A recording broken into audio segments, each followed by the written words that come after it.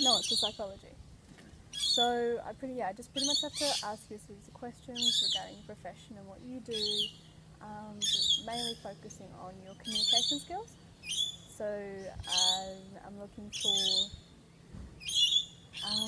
experiences or events where you've used communication skills really well or not so well.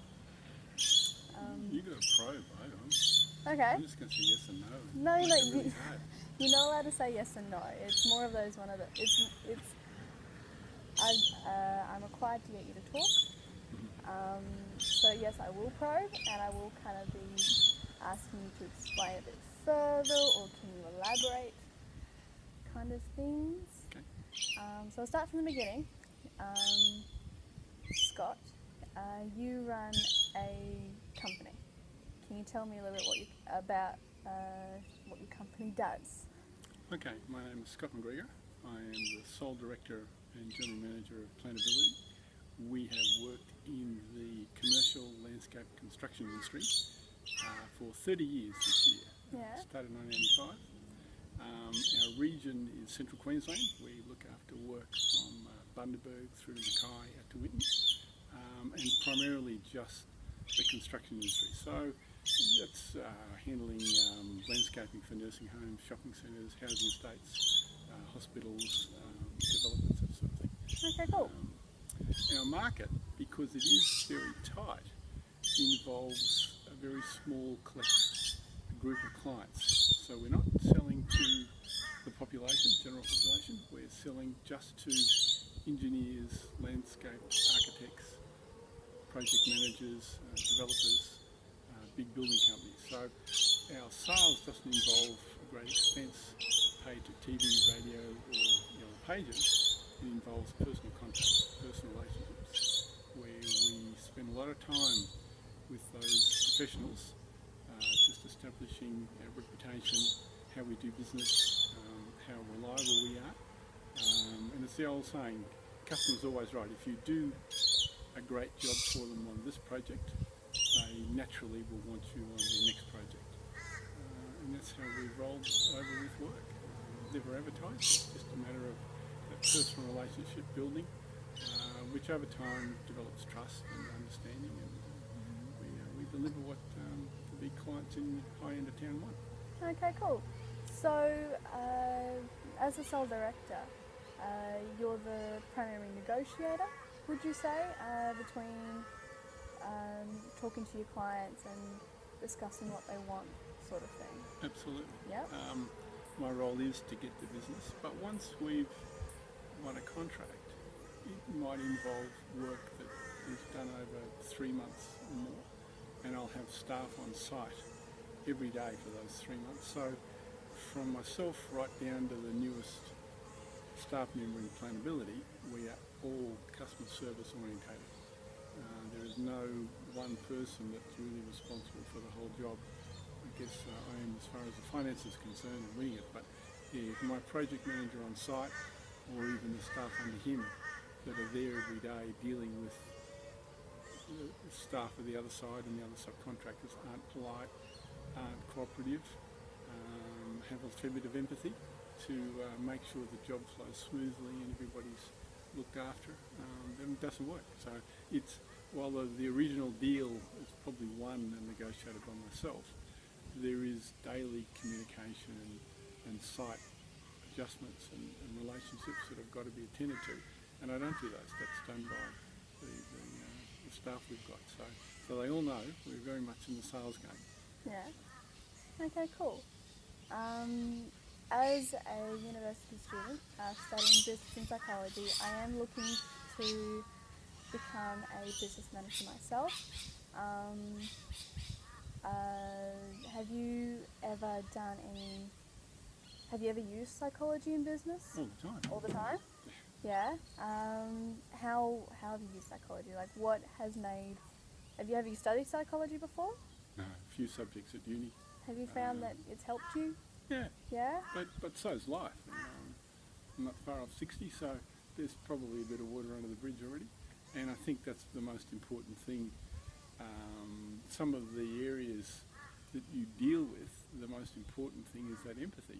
You've got to see yourself in the customer's position. And the construction game's a pretty hard-nosed part of the industry. So it's very important to really try and understand what the motivation of my client is. Some of them, it's their ego. You know, they're building a big, important project, and they want to leave a legacy there, and it's a matter of acknowledging that and making sure that we go along with exactly their wishes, their intent. Others, they're mighty powerful with the dollar. They simply want to make as much savings as they can and deliver the value. So I kind of put on my Scottish Scrooge hat and work that way. Yeah. Other clients really are about building value and getting a job done in a nice cooperative manner. So it's different, I suppose, for each person who runs a site and runs a project, and that's where putting yourself in their shoes, trying to understand what their motivation is vital. You can't go in there with your own single-minded view of, you know, I want the job and I'm going to make a lot of money. That usually, you know, there's 100 other people trying to do the same thing. The trick is really finding out what your client wants, what's their hot buttons, what's their motivation, what's important to them for the project, and then selling yourself along those lines. That's really interesting. What would you say your Scrooge hat is? Like, is that more of a, I wouldn't say aggressive, but more assertive stance towards the customer, or more of a, this is what we're offering, this is what you can take, or not?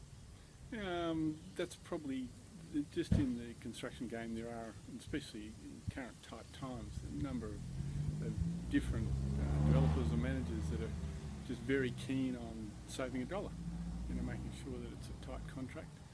But at the end of the day, it's not a matter of being the cheapest, because anyone can be the cheapest. It's a matter of giving the best value.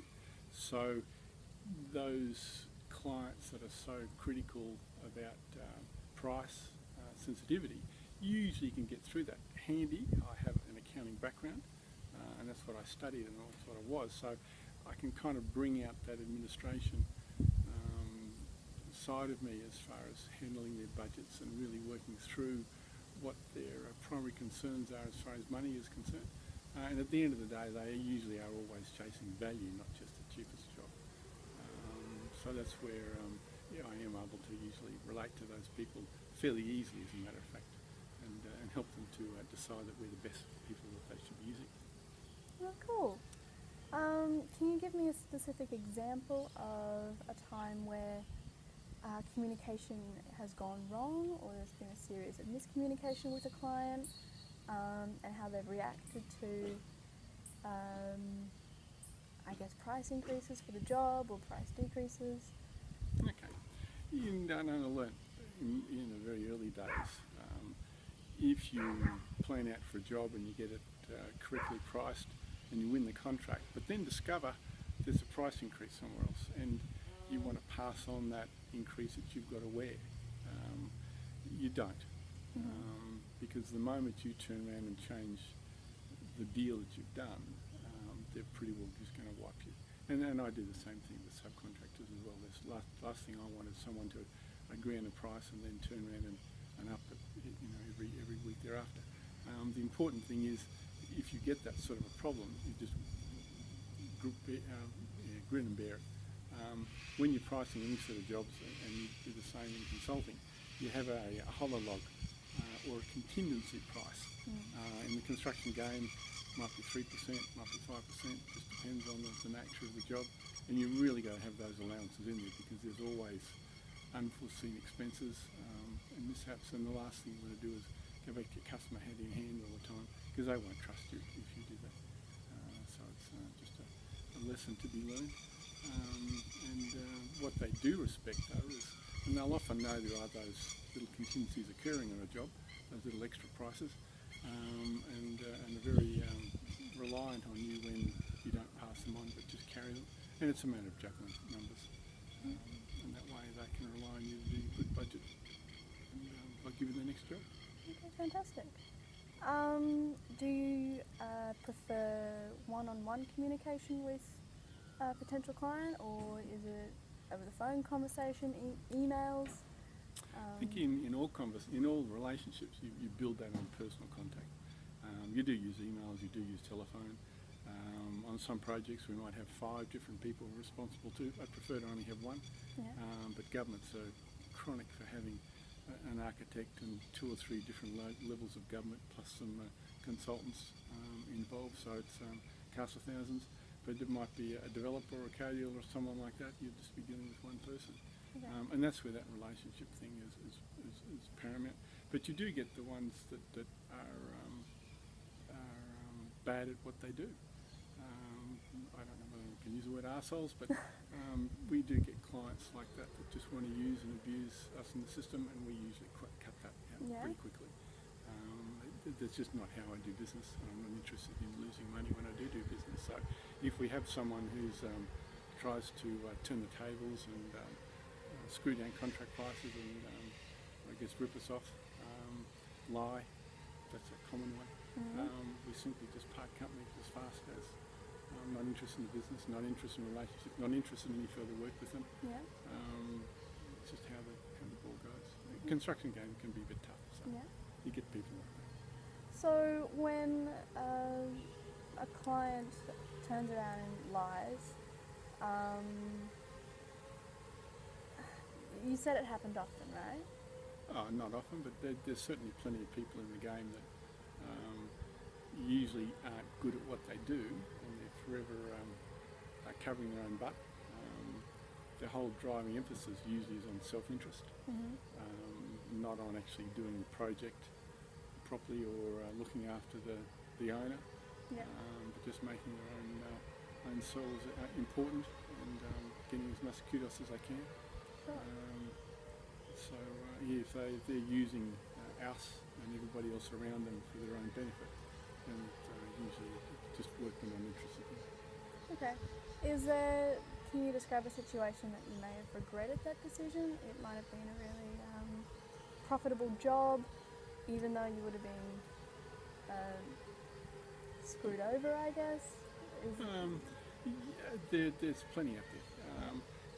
The building game has always got graft and corruption, especially union involvement, where there's a lot of heavy-handed paybacks and pressure done. But in the big picture, there's still plenty of work out there that doesn't involve that sort of underhanded payback kind of backhanded deals. So we kind of stick with the high end of the market, and that's our whole position, is just really look for probably the better jobs.